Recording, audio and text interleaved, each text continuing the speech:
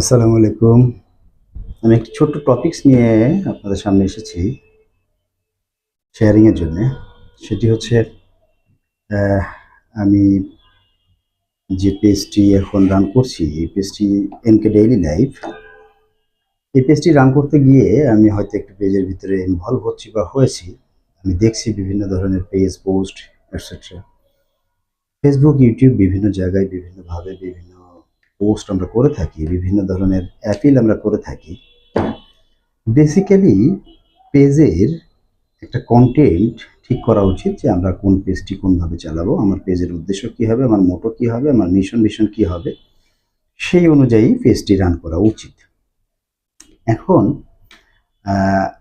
আমি যদি মনে করি যে একটি পেজ আমি চালু করলাম, পেজটি চালু করে আমি ফেলে রেখে দিলাম। আমি কোনো কাজ করলাম না, আমি কোনো অ্যাক্টিভিটি করলাম না, আমি কোনো কিছু দিলাম না পোস্ট। তো সেখানে লাইক কমেন্ট হলো না, আস্তে আস্তে পেজের ডাউন হয়ে যায়, মরাল ডাউন হয়, পেজেরও মরাল ডাউন হয়।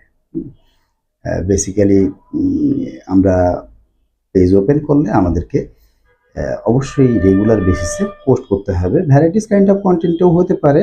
কন্টেন্টের একেকজন একেক কন্টেন্ট বেছে নেয়। আবার সেখানে এমন হইতে পারে যে আপনাকে একটা মেজর থাকে না? মেজর আপনাকে একটা নিতে হবে। তো সে কারণে আপনি যদি মেজর নিতে পারেন, তাহলে কিন্তু আপনি দেখবেন যে হ্যাঁ, আপনি একটা পোস্ট করেছেন বা করলেন, সেখানে লাইক আসলো, কমেন্ট আসলো etcetera. But thing is that যে আপনি আসলে পেজে রেগুলার কিনা এটা দেখতে হবে। যদি আমি একটা এক্সাম্পল দিই, আমি আজ থেকে প্রায় ৪-৫ বছর আগে একটি পেজ খুলেছিলাম ২০২০ সালের ২২শে এপ্রিল। এই পেজটির নাম ছিল সেলস গাইড। আমার ওখানে এই মুহূর্তে ফলোয়ার আছে 104। বিকজ অফ আমি এই পেজটি খোলার পরে আমি এই পেজটিতে কোনো কাজ করি নাই। আমি এই পেজটিতে তেমন কোনো পোস্ট দিই নাই। তো পেজটি এখনও আমার আন্ডারে আছে। তো হয়তো আমি রিসেন্টলি সেলস মার্কেটিংয়ের উপরে কিছু আইডিয়া শেয়ারিংয়ে যাবো, এটা প্ল্যান করেছি। সে কারণে পেজটিতে আমি আবার একটু ইনভলভ হচ্ছি। ঠিক তেমনিভাবে আরেকটি পেজ খুলেছিলাম ২০২০ সালের ৫ই সেপ্টেম্বর। এই পেজটির নাম ছিল জম্পে সাহার। এটা আমার মেয়ের পেজ বেসিক্যালি ছিল, বাসা থেকে খোলা ছিল।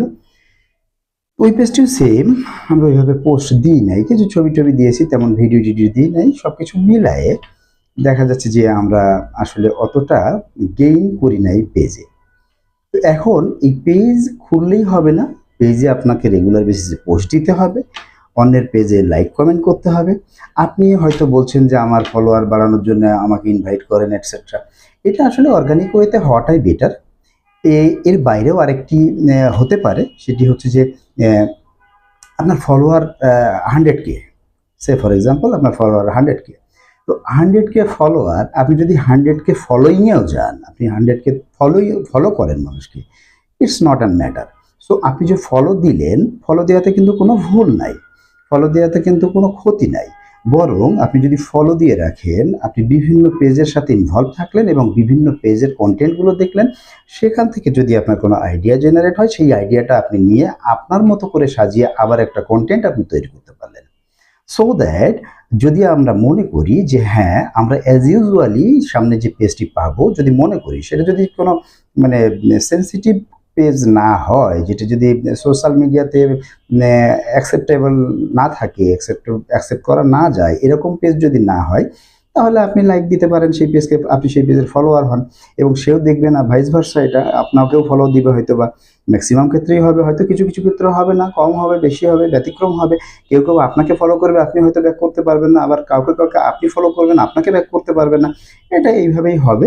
বাট থিং ইজ দ্যাট যে এটা কমেন্টস, লাইক, ফলো, শেয়ারিং এবং নিজের পেজে পোস্ট শেয়ারিং এটসেট্রার মাধ্যমে আপনি আপনার পেজকে গেইন করতে পারবেন এবং এটা চেষ্টা করে গেলে, অব্যাহত থাকলে হবে। দেখেন, আমার 4 বছরে একটা বা 5 বছরের একটা পেজ পড়ে আছে। সেই পেজটিতে আমি কোনো কিছু না করার কারণে আজকে আমার 104 ফলোয়ার। বাট আমি একটা নতুন পেজ ওপেন করেছি এবং জাস্ট 1.5 মাস হয়েছে। এটা 150 ফলোয়ার্স হয়ে গেছে অলমোস্ট। তো সেম অ্যাজ ইউটিউবের ক্ষেত্রে ইউটিউব খুব নরমাল ওয়েতে, অর্গানিক ওয়েতে আসে। ইউটিউবেও আপনি ওইভাবে পোস্ট রেগুলারাইজড যদি থাকে আপনার পোস্ট, আপনি যদি রেগুলার পোস্ট দেন, সেক্ষেত্রে দেখবেন যে আপনার পোস্টের মেরিট বাড়বে, ভ্যালু বাড়বে এবং আপনি একটা ভ্যালু পাবেন, এবং আপনি কাউকে লাইক দিলে আপনার সেই লাইক রিটার্ন আসবে, আপনি কাউকে ফলো দিলে সেই ফলো রিটার্ন আসবে, এবং আপনি এতে দেখবেন আপনি একটা ভালো রেজাল্ট পাবেন। আমার মনে হয় আমরা সকলকে এইভাবে যদি হেল্প করি, দেখা যাবে জিনিসটা অনেক সুন্দরভাবে গড়ে উঠবে পেজগুলি।